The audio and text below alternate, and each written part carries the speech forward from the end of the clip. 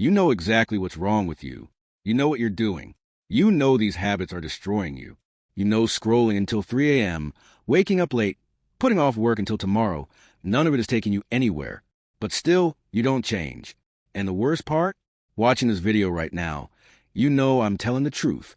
So the question isn't whether you know what to do. The question is, so why don't you do it? And the answer is so simple it'll make you uncomfortable. You don't change because knowing is enough. You confuse awareness with action. You think because you see the problem, you've solved it. You think because you feel bad about it, you've earned the right to keep doing it.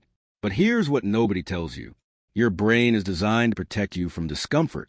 And change is the most uncomfortable thing you can do. So your brain gives you an out. It lets you know what's wrong.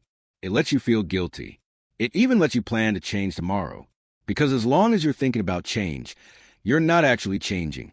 And as long as you're not changing, your brain gets to stay comfortable. 1. You're addicted to the identity of trying. You're not trying to get better. You're trying to look like you're trying. You watch self-improvement videos. You save motivational posts.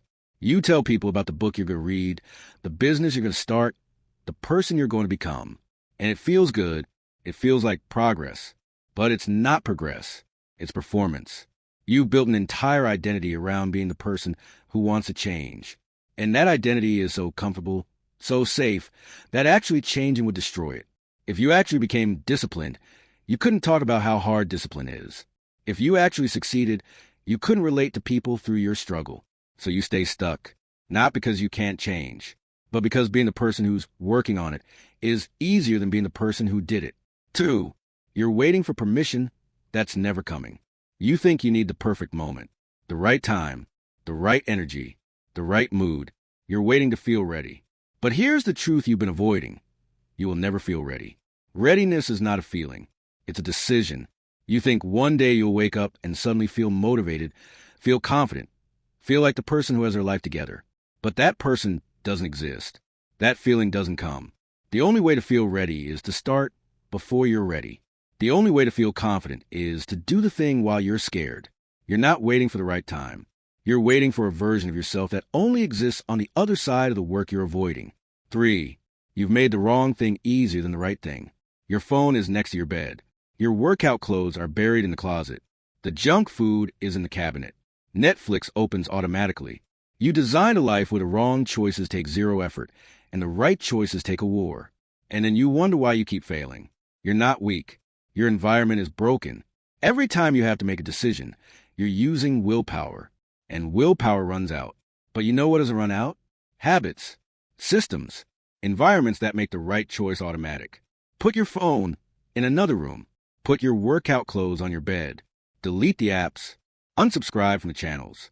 Stop trying to win a fight that happens 100 times a day. Win it once by changing the battlefield. 4, you're in love with the fantasy, not the process. You love the idea of being fit. You don't love the gym. You love the idea of being successful. You don't love the work.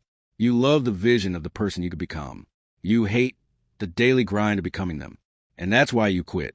Because you think motivation will carry you. You think inspiration will last. But motivation is a spark. And sparks die. The only thing that lasts is showing up when you don't want to. Working when it's boring. Staying consistent when no one's watching and nothing feels like it's changing.